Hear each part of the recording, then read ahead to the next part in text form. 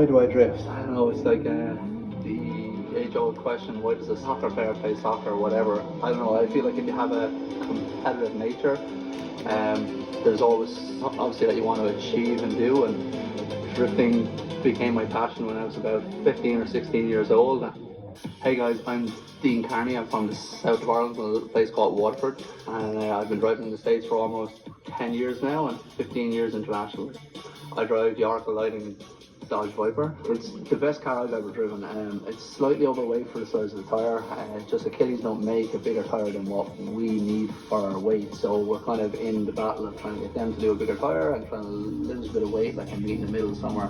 But drivability wise, it's definitely the best car I've ever had. Reliability, last season we were still figuring out like all the little glitches or whatever, and it broke all at the wrong time. But now this season, knock on wood, it's actually bulletproof and very fun to drive, and lets me kind of open up a bit more in the style game to be a little bit more flamboyant and big throttle and kind of more Chelsea's an office style. Yeah, I found myself when I started driving the Viper. I came actually out of S chassis where I was very like loose and ragged, style almost on the edge all the time, and I had to refrain my style of driving for the car and how it's actually built actually out of the factory. It just doesn't do stuff actually an S chassis does. And with the Viper, you have to drive a lot more on the pedals, not actually on the steering. So I took a bit of time adjusting to that, but now when I get back on anything else, I find it extremely foreign that now my style of driving is kind of focused actually around that car now, you know.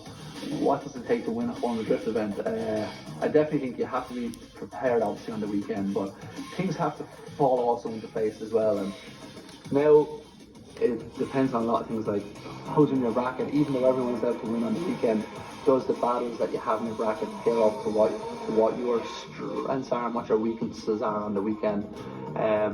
Weather, I feel, has definitely been a big factor in Formula Drift over the last 2 or 3 years. Who's able to adjust with the weather? Who's able to adjust with the cars in front of them, the changing track conditions? And I definitely feel like you need some more bit of luck as well on your side. Yeah, I would say like to anybody, like it doesn't matter if it's drifting, rallying, MMA, skateboarding, anything at all. If you have a dream, you have a passion for it, and that's the first thing that you think about in the morning when you wake up, and the last thing before you go to bed at night, that should be what you follow in your life, regardless of what it is. And that was always kind of my mentality. I took chances where business-wise was probably not the smartest thing I ever done with things, but I normally find if you're passionate about something to a stage that like that's what you eat, sleep and breathe and you live for, that you usually find a way of actually making it work and getting to the places that you want to go. You might not always reach the top level, but as long as you get to somewhere that it's fulfilling you personally and you're achieving little goals actually along the way to keep yourself motivated, it's 100% what I advise anyone that speaks with us all the time in the pits. Like, how'd you get there? It's like, focused on a dream with blinkers on, didn't care about anything else. That was the only thing I was focused on, and that's how I'm sat here, I suppose.